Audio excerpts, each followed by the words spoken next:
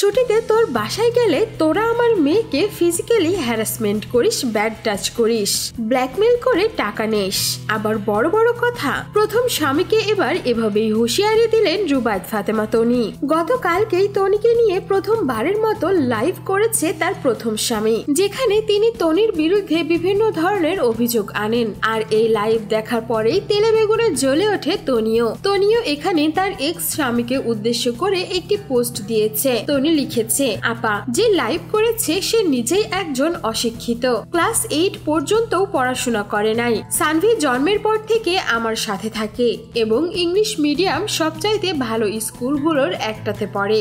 School ছুটিতে ওদের বাসায় বেড়াতে গেলে মেয়েকে ফিজিক্যালি মেন্টালি অ্যাবিউজ করেছে, ব্যাড টাচ করেছে, ব্ল্যাকমেইল করে আমার থেকে টাকা নিয়েছে। সানভি এখন সব বুঝে। অশিক্ষিত লোকের এইসব দেখে সানভি এমনিতেই ট্রমাটাইজ ও প্যানিকড হয়ে যাচ্ছে, তাই তাকে কাউন্সিলিং করা লাগছে। এই সব নিয়ে আমি ফেসবুকে কিছু বলতে চাই না, যা হবে কোর্টে হবে। আপনাকে অসংখ্য ধন্যবাদ এত সুন্দর মতামত দেওয়ার জন্য। তার মানে তনি এবার তার স্বামীর সঙ্গে সানভিকে নিয়ে কোর্টে লড়াই করারই হুমকি দিল শোয়েবকে। শোয়েব তার কালকের লাইভে তনির বিরুদ্ধে অভিযোগ করে তনি নাকি এখন সানভিকে তার বাবার কাছে যেতে দেয় না, এমনকি তার সঙ্গে দেখাও করতে দেয় না। সানভিও তার বাবার সঙ্গে অনেক বাজে ব্যবহার করে। যদি তার বাবা তার সঙ্গে দেখা করতে আসে, সানভি দেখা করে না।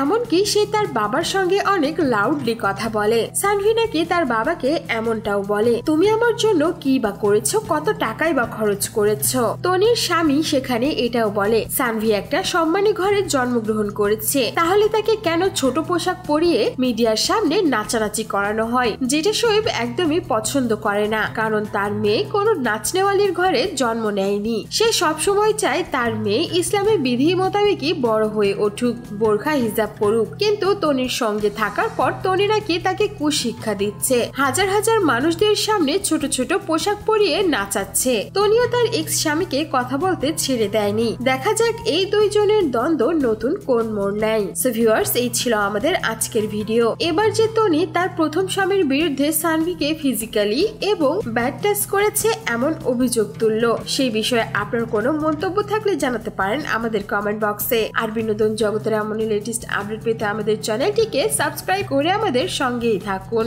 ধন্যবাদ।